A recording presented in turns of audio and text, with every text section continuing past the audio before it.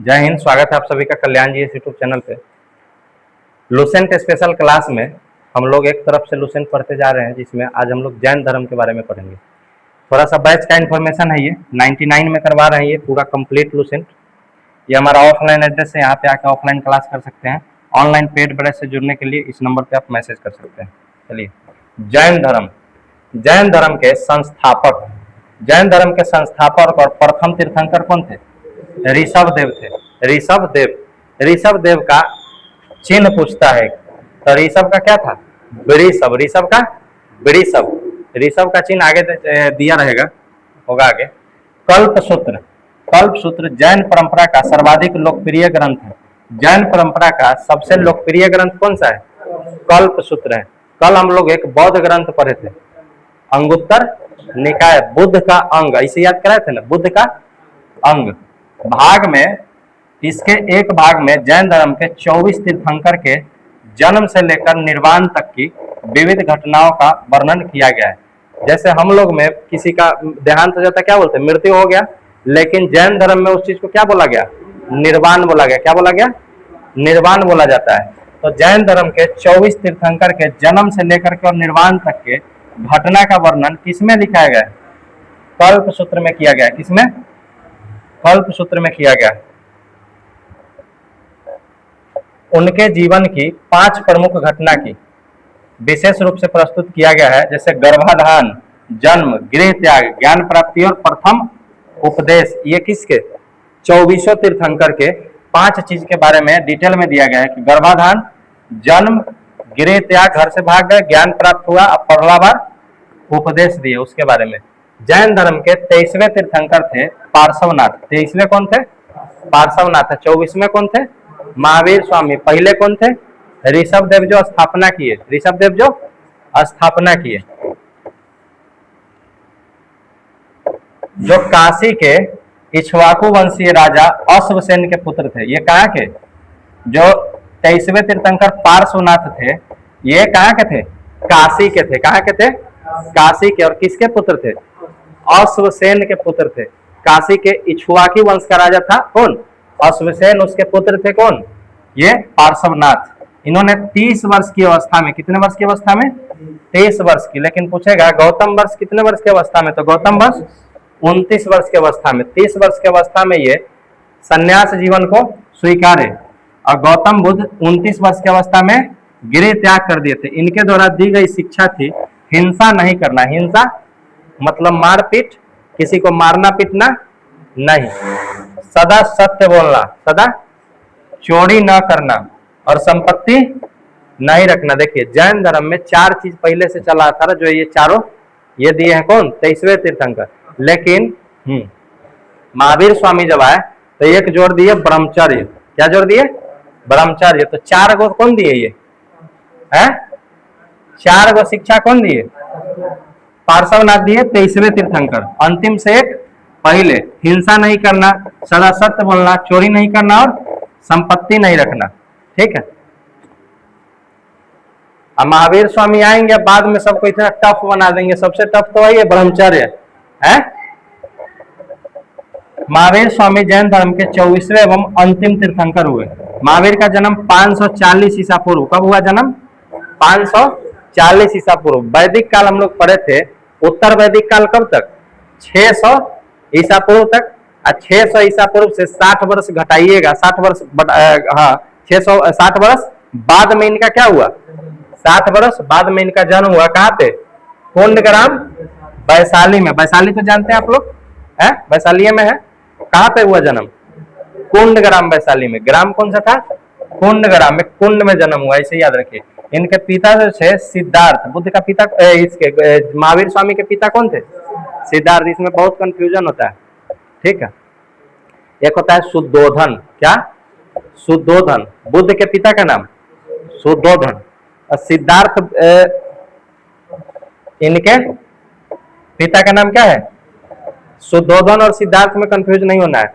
बुद्ध में शुद्धोधन, बुद्ध शुद्ध, बुद्ध के साथ शुद्ध, लेकिन महावीर स्वामी के साथ सिद्धार्थ। ज्ञात्री कुल के थे। कौन से कुल के? ज्ञात्री कुल के सरदार थे। और माता जो थी तिरसला लिच्छवी राजा चेतक की बहन थी। लिच्छवी का राजा था कौन? चेतक है। लिच्छवी का राजा चेतक की बहन थी। माता का नाम क्या था? तिरसला। और पिता का नाम क्या था? सिद्धार्थ है। सीटी, सीटी से याद रखे, सीटी। टी से तिरसला, टी से तिरसला और सी से सिद्धार्थ। किनके साथ? महावीर जी सिटी बनाया था, सिटी बजाया था, इनके माता पिता दोनों आ गए। सी से कौन आ गए? सिद्धार्थ। और टी से कौन आ गए? तिरसला। महावीर की पत्नी का नाम था यशोदा। महावीर की पत्नी का नाम यशोदा, लेकिन बुद्ध के पत्नी का नाम यशोधरा। यशोधरा। महावीर में देखिए, महावीर में लिखिए महावीर, क्या हो गया? 4 गो है। यशोदा क्या हो गया? 3 गो हो गया ना, 7 गो हो गया है। अच्छा, बुद्ध में जाइए, बु आधा ध और द, और उसके बाद 3 गो हो गया प्लस यशोधरा, क्या हो गया? कितना हो गया? दोनों को 7-7 कर देना है। दोनों में कितना लेटर कर देना है? 7-7 कर देना है। कंफ्यूज नहीं होना है। छोटका में बड़का, बड़का में छोटका है। हाँ, दोनों को मिलाइएगा ना। पति पत्नी का नाम किसका नाम है? ये है पत्नी का नाम है, तो 7-7 हो जाएगा। 7-7 उसमें लेटर हो जाएगा।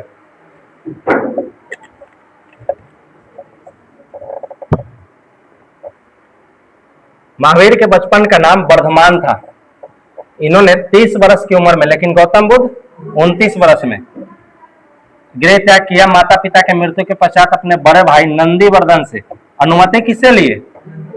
नंदीवर्धन कौन था? बड़ा भाई। लेकिन गौतम बुद्ध किससे अनुमति? चुप्पे उठे और रात में पार। 12 वर्ष की कठिन तपस्या के बाद महावीर को जाम्भिक के समीप ऋजुपालिका नदी के तट पर साल वृक्ष के नीचे तपस्या करते हुए संपूर्ण ज्ञान का बोध हुआ। लेकिन बौद्ध धर्म वाले गौतम बुद्ध को 6 वर्ष में ज्ञान प्राप्त हुआ। इनको 6 का दोगुना टाइम लग गया। इनको 12 वर्ष में इनको क्या हुआ? ज्ञान प्राप्ति हुआ।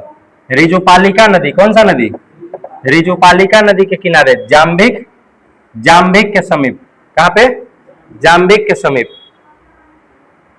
महावीर के गर्भाधान के समय उनकी माता तिरसला ने 14 वस्तु का सपना देखी। कौन कौन सा था? हाथी, बैल, शेर, देवी लक्ष्मी, कलश, पालकी, सरोवर, छोटी नदी, अग्नि, ध्वज, माला, रत्नों का ढेर, सूर्य एवं चंद्रमा। ये सब उनकी माता क्या देखी? सपना देखी। ये पूछेगा नहीं। फिर ज्योतिष से बात की और ज्योतिष ने बताया कि ऐसा पुत्र का जन्म देंगे आप, या तो राज्याध्यक्ष बनेगा या तो एक महान संत बनेगा। ठीक है। अब देखिए, साल वृक्ष के नीचे तपस्या करते हुए इनको क्या हुआ? ज्ञान का बोध हुआ। इसी समय से महावीर जीन कहलाए। ज्ञान जब प्राप्त हो गया तो क्या कहलाए? जीन कहलाए। लेकिन मृत्यु जब हो जाता तो बौद्ध धर्म में क्या कहलाता था?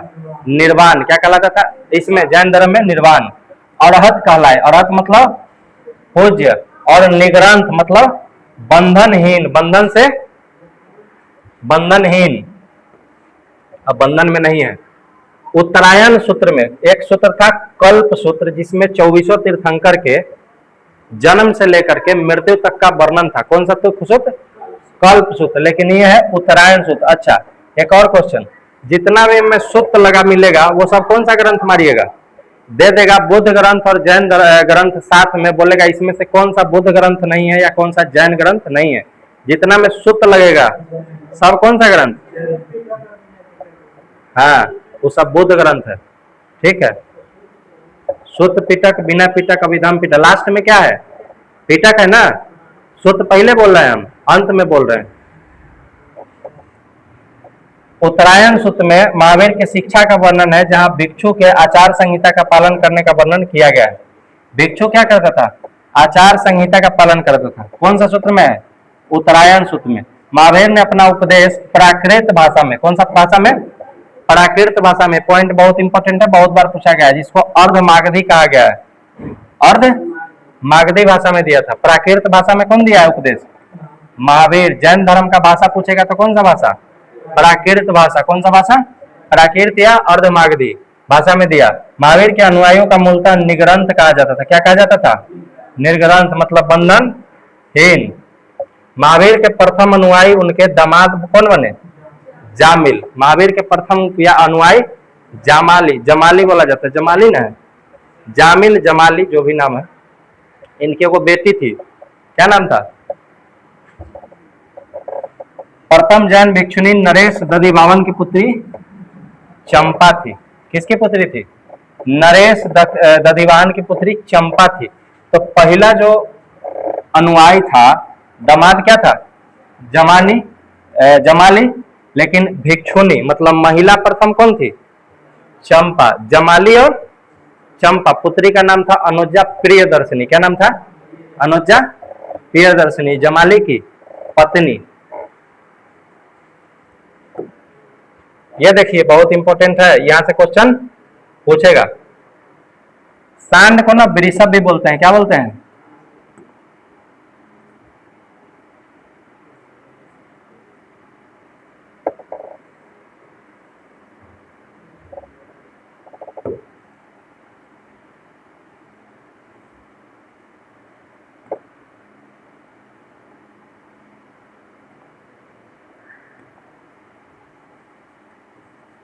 सांड को वृषभ बोलते हैं। तो ऋषभ के वृषभ बोलिए ना, ऋषभ के वृषभ। वृषभ मतलब सांड। अजीत का हाथी, अजीत का, ये सब क्या है? प्रतीक चिन्ह है। क्या है? जैन तीर्थंकर के नाम और क्रम, ये प्रथम द्वितीय तृतीय, पहला दूसरा तीसरा। देखिए ऋषभ अजीतनाथ और ऋषभ देव, अजीतनाथ और संभव, याद कीजिए। ऋषभ अजीत संभव, ऋषभ अजीत संभव, ऋषभ अजीत संभव, ऋषभ अजीत संभव, ऋषभ अजीत संभव, ऋषभ अजीत संभव। अब देखिए तीन वही याद रखिए। अजीत चढ़ गया किस पे? हाथी पे। और घोड़ा को पकड़ना संभव होता है जब दौड़ रहा होता है? घोड़ा को पकड़ना संभव नहीं है, घोड़ा को पकड़ना संभव नहीं है। किसके लिए? आदमी के लिए है। ऋषभ अजीत संभव, तीन गो इसे याद हो गया। तीन गो तीर्थंकर शुरू से, ऋषभ अजीत संभव। अच्छा, ऋषभ का वृषभ, अजीत का देखिए सार हाथी घोड़ा, नहीं याद रहेगा। ऋषभ अजीत संभव एक बार याद कीजिए, और सार हाथी घोड़ा, सार हाथी घोड़ा, सार हाथी। ऋषभ के जैसा ही वृषभ है बोलने में, तो या तो ये बोल दीजिए है, या तो सार हाथी घोड़ा, तीन को याद हो जाएगा। स से संपार्श्व, स से सप्तम और स से स्वास्तिक, तीनों स से संपार्श्व, स से सप्तम और स से स्वास्तिक। देखिए अब है शांति। शांति कितने नंबर का? 16वें नंबर का। शांति 16वें नंबर का। शांति का कौन है? हिरण। देखिएगा ना, बड़ी शांति से रहता है और चारों तरफ देखते रहता है। हिरण शांति से रहता है, चारों तरफ देखते रहना कि कोई याद तो नहीं रहा है, बाघ शेर वगैरह। तो शांति कितने नंबर का? 16वें नंबर का। कौन है? शांति का हिरण, शांति का। अब आगे आइए, तीन गो ही याद कीजिए लास्ट वाला। अरिष्ट पार्श्व महावीर, अरिष्ट नेमी पार्श्व और महावीर, अरिष्ट पार्श्व महावीर, अरिष्ट पार्श्व पार्श्वनाथ 23वें थे और महावीर 24वें, ये सबको याद होता। 22वें नंबर पे कौन है? अरिष्ट। 22वें नंबर पे अरिष्ट, 22वें नंबर पे अरिष्ट होता है। 22वें नंबर पे अरिष्ट। अरिष्ट का क्या है? शंख। अरिष्ट में आ रहा है रिष्ट। रिष्ट मतलब क्या होता है? कलाई। रिष्ट मतलब कलाई, और इसी से पकड़ के क्या बजाते? शंख। किससे पकड़ के बजाते? कलाई से। क्या बजाते? अब पार्श्व, पार्श्व के ऊपर क्या है? रेफ है ना। ऐसे ही सर्प में भी क्या है? रेफ, याद रहेगा। पार्श्व है, पार्श्व ऐसे है ना ऊपर, और सर्प में भी सांप ऐसे कहले भी रहता है? अरिष्ट का क्या? पार्श्व का सर्प। महावीर का महावीर सिंह, कैसे याद रखिएगा? महावीर सिंह। महावीर यादव की महावीर सिंह? महावीर सिंह। कौन सिंह? महावीर सिंह। कौन सिंह? महावीर सिंह। अरिष्ट से पकड़ के क्या बजाते? शंख। शांति से कौन रहता? हिरण। शांति से हिरण रहता। और स से संपार्श्व, स से 16वां, स से स्वास्तिक, स से संपार्श्व, स से सप्तम और स से स्वास्तिक। 16वां तो हिरण न था, है? हिरण कितना? 16 नंबर का। 16 नंबर पे कौन थे? शांति से कौन रहता है? हिरण पानी पीता रहा स्वास्थ्य शांति से। एगो बच गया और दो गो और बच गया। अरनाथ 18वां, अ से अरनाथ, अ से 18वां, अ से अरनाथ, अ से 18वां। इसका ये मीन है, क्या है? मीन एगो मछली होता है। क्या होता है? मछली होता है। सर्च कीजिए तो मीन मछली है ना, होता है, मछली ही होता है। नेमी, नेमी का कौन है? कभी कभी नेमी नाथ देगा, कभी क्या देगा? नेमी नाथ, नील। तो इनका कौन है? 21वें नंबर का कौन है? नीलकमल। नेमीनाथ का नीलकमल, नेमीनाथ का नीलकमल।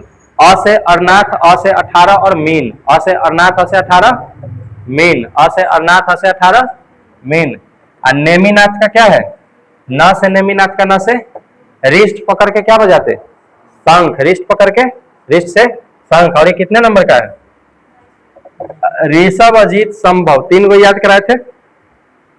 स से संपार्श्व, स से सप्तम और स से है स्वास्तिक। अच्छा, शांति से रहता कौन? हिरण। तो हिरण का शांति। और 16वां अ से अरनाथ, अ से 18 मीन, अरनाथ 18 मीन, बोलिए तो। अरनाथ 18 मीन, अरनाथ 18। न से नेमिनाथ और न से नीलकमल, न से नेमिनाथ, न से नीलकमल। अरिष्ट नेमि 22वें थे और उसका क्या था? शंख। अरिष्ट नेमि 22वें थे, उनका रिष्ट से पकड़ के क्या बजाते? शंख, 22वें नंबर का। अरिष्ट, पार्श्व, महावीर, लास्ट वाला तीन को याद कीजिए। पहले तीन को ऋषभ, अजीत, संभव, ऋषभ, अजीत, संभव।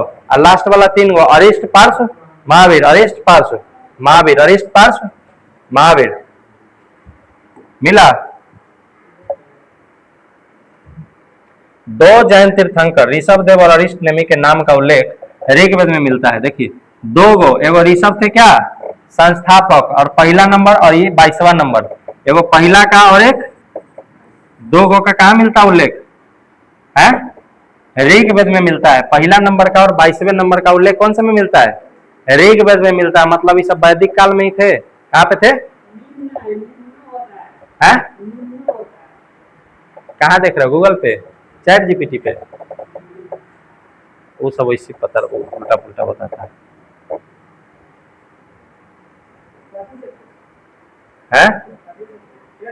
गूगल सर्च करो ना, गूगल।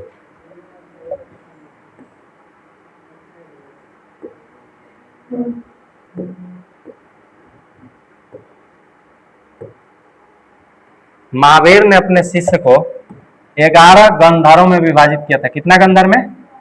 11 गंधर्व में विभाजित किया था। आर्य सुधर्मा अकेला ऐसा गंधर्व था जो महावीर की मृत्यु के बाद भी जीवित रहा और जैन धर्म का प्रथम थेरा या मुख्य उपदेशक हुआ। प्रथम थेरा या मुख्य उपदेशक कौन बना? आर्य। ये कौन था? गंधर्व। कौन था? गंधर्व। महावीर जो थे शिष्य को कितना भाग में बांटे थे? 11 गणधर में बांटे थे। उनको क्या कहा जाता था? गणधर कहा जाता था। स्वामी महावीर के भिक्षुणी संघ की प्रधान कौन थी? चंदना थी प्रधान।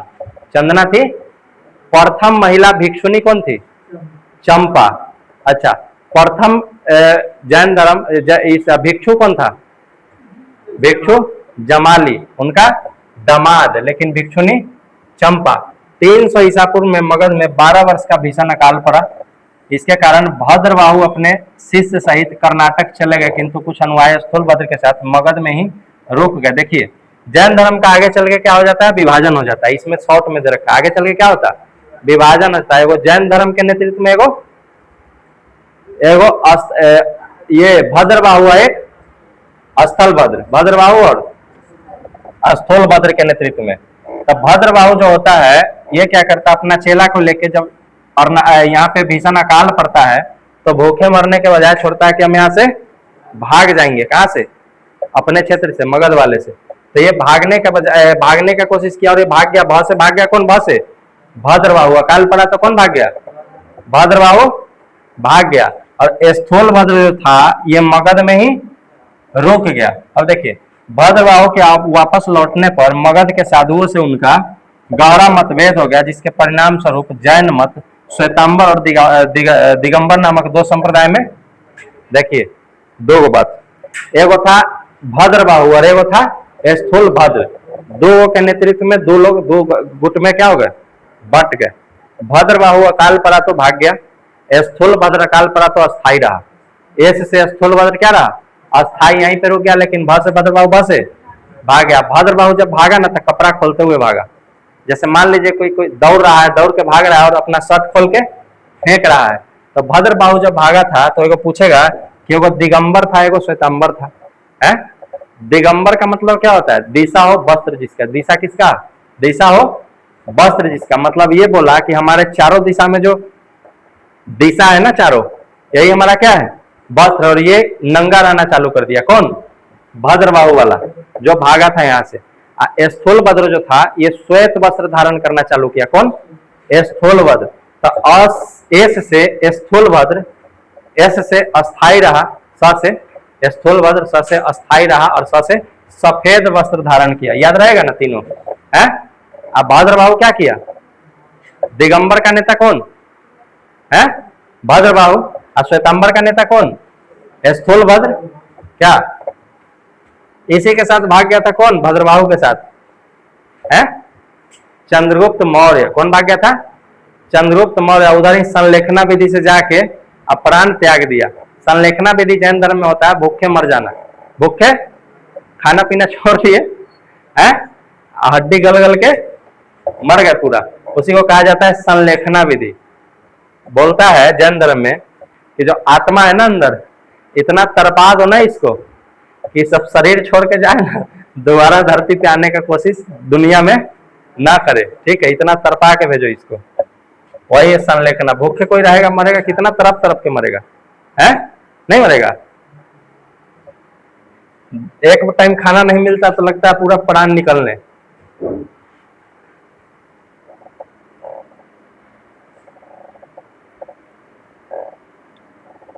चलिए, श्वेतांबर जो है श्वेत वस्त्र धारण करने वाले और भद्रबाहु के शीश जो थे नग्न रहने वाले कहलाए।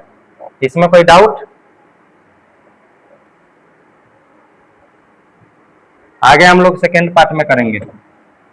ठीक है, ऑनलाइन में जो लोग वीडियो देख रहे हैं वीडियो को लाइक कर दीजिए, चैनल को सब्सक्राइब कर लीजिए और ये पेड बैच ग्रुप से जुड़ना है तो जुड़ जाइए। वीडियो बहुत ज्यादा कंटिन्यू यूट्यूब पे रहेगा नहीं।